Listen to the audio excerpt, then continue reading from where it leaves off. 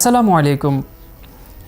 আজকের ভিডিওতে আমরা দীর্ঘকালীন গড় ব্যয় অর্থাৎ লং রান অ্যাভারেজ কস্ট সম্পর্কে জানব এবং এই লং রান অ্যাভারেজ কস্টকে সংক্ষেপে বলা হচ্ছে LAC কার্ভ।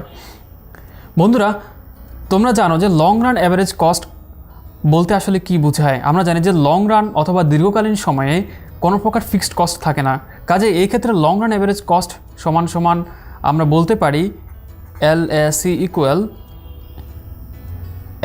TC অর্থাৎ টোটাল কস্টকে যদি কিউ দ্বারা ভাগ করা হয় সেক্ষেত্রে আমরা পাচ্ছি কি লং রান অ্যাভারেজ কস্ট, এবং লং রানে টোটাল কস্ট সমান সমান অনলি ভেরিয়েবল কস্ট, অর্থাৎ টোটাল কস্ট সমান সমান ভেরিয়েবল কস্ট অথবা মোট ব্যয় সমান সমান মোট পরিবর্তনীয় ব্যয়। এটি এখানে একটি টেবল দেওয়া আছে, যে টেবলে আমি প্রথম কলামে দেখিয়েছি কোয়ান্টিটি, দ্বিতীয় কলামে দেখিয়েছি লং রান টোটাল কস্ট এবং তৃতীয় কলামে দেখিয়েছি লং রান অ্যাভারেজ কস্ট।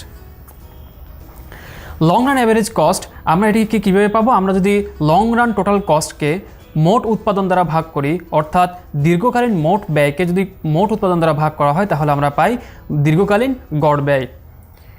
সেই ক্ষেত্রে যখন উৎপাদন 1 এবং দীর্ঘকালীন মোট ব্যয় 20, এই ক্ষেত্রে 20কে যদি 1 দ্বারা ভাগ করা হয় তাহলে 20, 32কে 2 দ্বারা ভাগ করা হলে 16, 42কে 3 দ্বারা ভাগ করা হলে 14 এবং 64কে যদি দীর্ঘকালীন ব্যয় 64কে যদি 4 দ্বারা ভাগ করা হয় তাহলে সেই ক্ষেত্রে 16, এবং অপরদিকে 100 অর্থাৎ 100কে যদি 5 দ্বারা ভাগ করা হয় তাহলে সেটি হচ্ছে 20।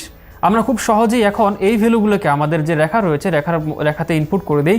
আমরা ভূমি অক্ষে দেখাচ্ছি উৎপাদন, অর্থাৎ সংক্ষেপে আমরা বলছি এটাকে কিউ, এবং লম্ব অক্ষে যেহেতু আমরা এখানে আলোচনা করছি দীর্ঘকালীন গড় ব্যয় নিয়ে, সুতরাং আমরা মোট ব্যয় দেখানোর এখানে কোনো প্রয়োজনই নেই। দীর্ঘকালীন গড় ব্যয় সংক্ষেপে LAC আমরা লম্ব অক্ষে দেখাবো। উৎপাদনের পরিমাণগুলো 1, 2, 3, 4, 5, আর দীর্ঘকালীন গড় ব্যয় সেটি হচ্ছে ম্যাক্সিমাম 20 এবং এরপরে দেখাচ্ছে 16, কাজেই 16, 14 এই তিনটি বিন্দু। এখন আমরা রেখাটি অঙ্কন করব। দেখো বন্ধুরা, খুব লক্ষ্য করে, যখন উৎপাদন 1 অর্থাৎ উৎপাদনের পরিমাণ 1 তখন দীর্ঘকালীন গড় ব্যয় 20, অর্থাৎ উৎপাদন যখন 1 তখন দীর্ঘকালীন গড় ব্যয় 20। 2 নাম্বার অথবা 2 একক যখন উৎপাদন করা হচ্ছে তখন গড় ব্যয় 16, কাজে এই প্রথম বিন্দুটিকে আমরা A পয়েন্ট দিলাম বা বিন্দুটির নাম দিলাম A, দ্বিতীয় বিন্দুটির নাম B।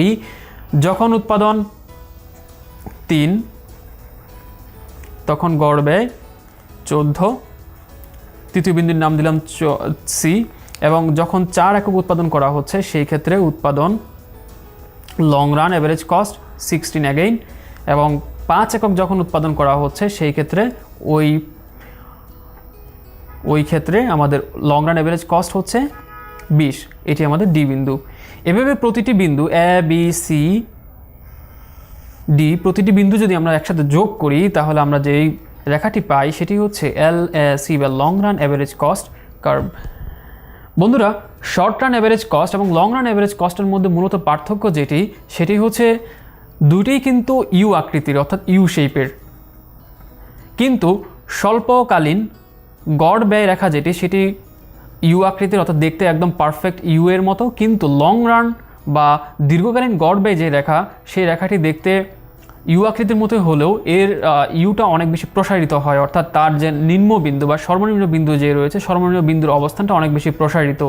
এটি হচ্ছে মূলত পার্থক্য, কিন্তু দুটির ক্ষেত্রে একই রকম, অর্থাৎ যখন যত পরিমাণ উৎপাদন বাড়ানো হচ্ছে অর্থাৎ উৎপাদনের একক যত বাড়ানো হচ্ছে প্রথম দিকে লং রান অ্যাভারেজ কস্ট এবং শর্ট রান অ্যাভারেজ কস্ট দুটিই কিন্তু কমতে থাকে, এবং একটা বিন্দুতে যে তার যে মিনিমাম পয়েন্ট পাওয়া যায়, এবং মিনিমাম পয়েন্টটি হচ্ছে যেখানে তার অ্যাভারেজ কস্ট মিনিমাম, এবং এই পয়েন্টে যদি উৎপাদক উৎপাদন করে তার অ্যাভারেজ কস্ট সবচেয়ে মিনিমাম হয়, এবং এরপরও যদি তিনি উৎপাদন করতে যান তাহলে সেই ক্ষেত্রে তার অ্যাভারেজ কস্ট বাড়তে থাকে।